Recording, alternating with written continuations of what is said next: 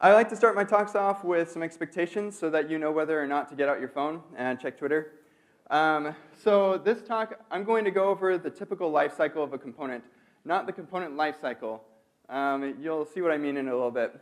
We're going to look at how patterns can simplify our components and in what ways our components can get really messy and how our patterns can simplify those. We're going to look at the composability of React, one of the reasons why we love React so much, and I'm going to give you a challenge. So prepare yourselves.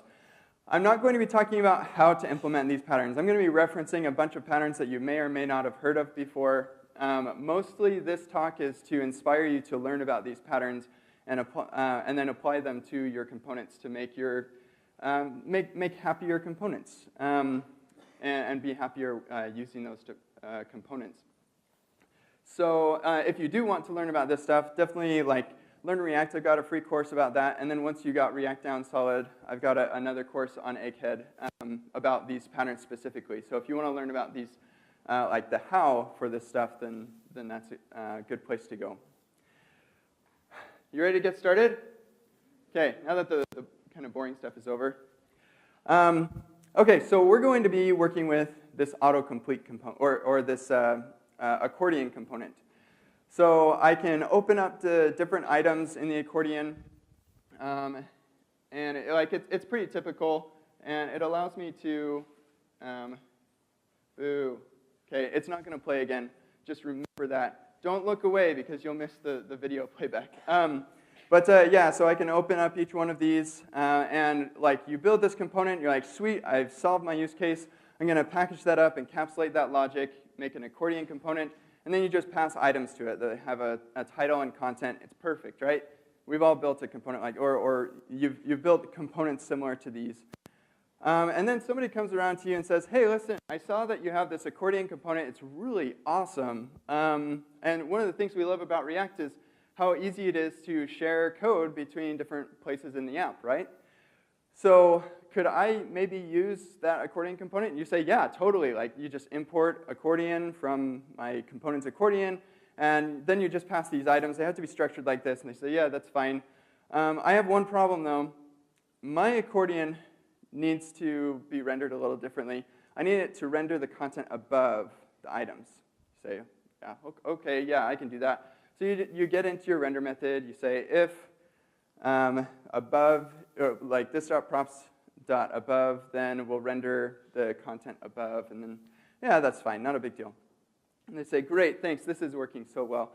And then somebody comes over to that person and says, hey, that's a cool accordion. Where'd you get that? And they say, oh, yeah, this person over here who built it. And they come to you and say, hey, I need to have an accordion in my app, in my part of the app too, except I've got a slightly different use case. I need it to appear to the right. You're like, okay, yeah, that's just some Flexbox magic, and yeah, I can make that work.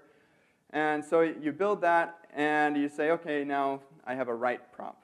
So this.props.right, then I'll do my Flexbox magic. And then somebody else comes, and they say, hey, I need it to the left. And so now, okay, I got a left prop. And then you remember something that you heard on Twitter once, and you think, oh, wait, I've got some impossible states. I could have a prop that's left is true and right is true. And now what do? So you refactor everything. Well, you don't refactor. You actually make a breaking change. And you say, okay, now I'm going to have a position prop. Position is left. Position is, okay, now we're good. And the functional people will not hate me anymore. So that's good. So then somebody says, hey, you know, that accordion that you built, the way that it, and before they even talk, you say, don't ask me to change how it's rendered. Please don't ask me how. And they say, no. The original way it's rendered is totally fine, but I have a logic difference for my use case. So for mine, I can only open one at a time. So if somebody tries to open another one, it should close. You say, okay, yeah, that's just another prop. Single is true. And then in my handle item or handle accordion title click, I'll just do an if statement. And okay, yeah, that'll work. And now you've got a little bit more logic in your event handler there. And then somebody says, I also have a logic change. I need to prevent people from closing all of them. So they can close some, but not the last one. And you say, okay, yeah, I can do that. That's just another if statement. but you're starting to feel a little bit uncomfortable about things. You're like, originally, this thing was like 30 lines of code, and now it's grown to like 300 lines of code. I'm not super excited about this. It's making me feel a little uncomfortable. And somebody says, hey, oh, and we add the prevent close prop. And somebody says, hey, I want to do both of those things, so I can only have one open at a time, and I can't close it. You say, oh, yeah, sweet. Oh, thank you. I don't have to make any changes. You just have to provide both those props, and it'll work. Okay. But then, this is when developers start to cry. Somebody comes and says, hey, that single prevent close accordion, that actually is like exactly like a tabs UI, logically. It just looks a little different. So do you mind if I can make a pull request, but what if I built the renderability for a tabs UI? And you're like, no, please. And they say, no. This will be so easy. It's just an if statement. How many times have you heard that? It's just an if statement. But in the render method, I'll just do if, and you're crying, if this.props.tabs, then return this.render or render tabs, and I'll just have another method. It won't mess up your render method at all. It'll just be another render method, okay? And you need to ship stuff, right? Like you've got customers, and so you say, okay, fine, I guess. And then somebody comes and says, oh, I want to render the tabs below. Oh, shoot. And now you're sobbing, and you eventually just create a new component, right? You're just like, you build it. I don't need that for my use case. So this is what I mean when I say the life cycle of a component. How many people have experienced something similar to this? Yes. Okay. I'm glad that I'm not alone. It's nice to have camaraderie there. So you don't have to actually see exactly what all these props are, but you get the idea. What happens is these use cases start piling up, and people start saying, hey, I want my accordion items to have a disabled so that I can disable an accordion. And then I want the open trigger to be on focus rather than on click or on press or whatever. I need to style things a little different, so can I have some class name props? And you just start piling things up like render expand all button. And yeah, that was the source of more tears. So it's more than just I don't like having all of this complexity added to my component. There are actual technical problems with building components in this way. First off, for the web, bundle size makes a big difference. And for native as well, performance can be a drain. So you started with this 30-line component. It was really, really simple. Didn't really have much conditional logic. And it's growing and growing and growing to the point where you're like, maybe I should just write a one-off because that thing's too complex for my use case. And so now you have a bunch of code in there that you don't actually need or use in your situation. Another problem is the maintenance overhead of having to think about so many different use cases is really a drain. It's not a lot of fun to deal with that. Yeah, that's no fun. I'm sure you know what I mean. And then as the complexity of your component grows, the possibility of bugs sneaking in increases also. I think there's like a exponential curve on that. And so that also makes me really sad.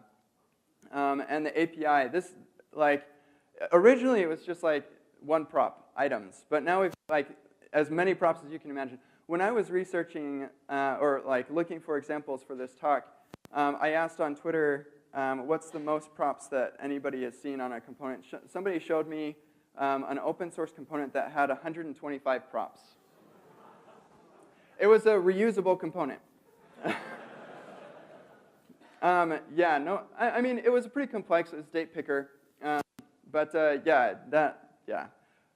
just makes me cry. Twice. So somebody on that same thread said, her name is Jen Creighton, I call this an apocalypse. Yes, this is an apocalypse. I thought that was great. Let's make that a thing. #apocalypse. All right, advance. There we go. So all those examples that you saw before, what if I told you that they were all based on the same 37-line component? using some of these patterns. And this is it. All right, I'll be honest. I did like scrunch up some of the lines so it'd be shorter. So that's why this one's like extra long. Prettier would have, but you know. So yeah, it's actually pretty like relatively straightforward. We're using a couple patterns in here that you may not be super familiar with. So that's why we have this internal set state and this changes object thing, and then we're using render props here. That's a big piece. Like all of the logic that we're adding, most of that was going into our render method. Some of it was happening in our handle item click. But what we're doing here is it's called inversion of control. So we're saying, I don't want to make all the decisions. I'll come up with some good defaults, but I'm going to give you some control over how this stuff is managed. And that opens up a whole world of possibilities. That inversion of control means that you're giving up responsibility for certain things, but by giving up that responsibility and handing it off to the user, they can add the code that they need for their specific use case. So it's a little bit harder to use for simple use cases, but because of React's composability model, it actually is a really nice way to build components. So let's look at a couple examples here. You're going to need to watch, because I can't play the video over again, apparently, which is unfortunate. So don't blink. Isn't that like from a movie or something? OK. So here we have our standard accordion. And to change it to an above accordion, when that person comes and says, hey, I want an above accordion, you just say, you just take my standard accordion, copy paste it, and you move stuff. You literally move the contents above the button, and that's all you need to do. And they say, awesome. I can copy like 20 lines of code, no problem. Just move stuff. That's great. So that handles the render things above. What about the person who came and said, hey, let's render things to the left? Is that cool? And you say, hey, yeah, just take the person who had their above code, take that code and copy that, and add a variant to the accordion item. And then you just change the emoji, right? And that variant will control, like, that accordion item will just have a little bit of logic in it to control what the CSS or the styles to apply to that element. OK, cool. And then somebody says, hey, I want the right.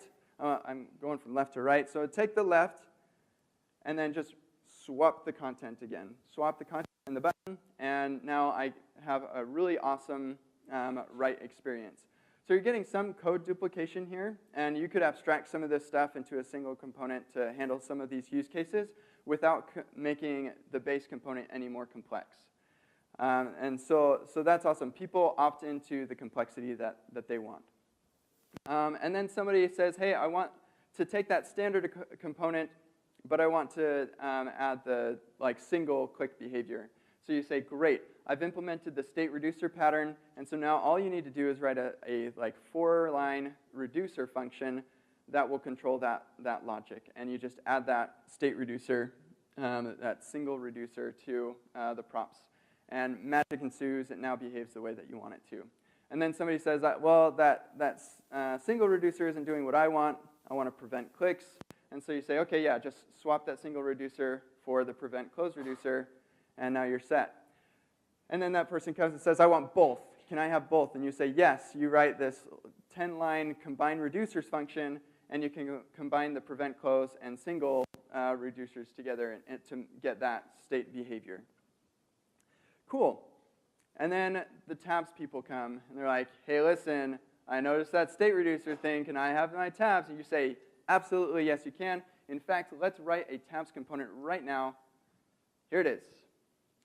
You have your state reducer as a prop, and then all the other props, and then you combine the custom state reducer that anybody using the tabs component can also have their own reducer with the single and prevent close reducers, and then you just forward on the props. They can render it however they want, and it works great. So now anybody using the tabs component is actually using that same underlying logic from the accordion because lots of this stuff is exactly the same, and then they get the benefit of your state reducer. So cool, let's see what that looks like in practice. Somebody builds their standard tabs, and then they want to add swap it from below to above. Then you just take that standard tabs accordion, or that standard tabs, and swap the items and the buttons, and magic ensues. And through the whole course of all this stuff, nobody needed to come and ask you questions about how to use your component or change your component. We didn't have to change our component at all. And we continue working on other really fun components like date pickers that don't have 125 props. So this is great. I'm really excited by these patterns. How many people here have used downshift or heard of downshift? Okay, I said used or heard of because I'm going to assume you've all used it. So great. So downshift is an autocomplete component where I learned about and implemented all of these patterns. It works in React Native, really super. But I just want to give you a word of caution about these patterns. One question people often ask me about the React component patterns that I'm always talking about is, are these just for highly reusable components? And the answer is, it's more obvious when to use this for highly reusable components, but that's not just what these are useful for. This is also useful for separating concerns. You've got your logic components, and then you've got your presentation components. It's really easy to separate those with some of these patterns. And being able to do that can really enhance the productivity of engineers working on your code base. So here's the word of caution. What if this was all you ever needed? Like in the first place, you build out this really highly complex component and then this simple one on top of it to do all the rendering. And if this is all you ever needed, then you probably wasted a bunch of time and added some complexity. Every abstraction comes with complexity. You cannot get around that. A function comes with a cost. And so you need to determine whether the benefits outweigh the cost. And so as much as I love these patterns, I don't use them in every component that I build. I will definitely build one-off components that, just that original accordion. It's 30 lines long, it's very simple, and I'm happy with that. And then somebody comes with a different use case, and I'll add an if statement. That's like, there's nothing wrong with an if statement. Although I kind of prefer ternaries, but whatever. So feel free to add a couple of use cases, only when you notice that, hey, this could actually be made a lot simpler if we change this to use some other patterns, that you can add that complexity and feel a little bit better about the costs and benefits. So the whole point of this talk is I want to encourage you to learn about and use patterns that simplify your API, the API of your component, as well as the implementation. So some of the patterns that we looked at and some of the patterns I'm excited about, render props, state reducers, compound components. We didn't look at those, but those accordions are a pretty good use case for compound components. Control props, really, really powerful. The provider pattern, and there are a bunch more. And one of the cool things that I like about software, and one of the interesting things, is that we're always rediscovering things that they knew like 3 decades ago, but we're applying it to what we have today. And I think that's pretty cool. So let's go do some research, play around with things, and rediscover some more patterns that we can apply to our components to make our component APIs and implementation simpler. And that's all I have for you. Thank you very much.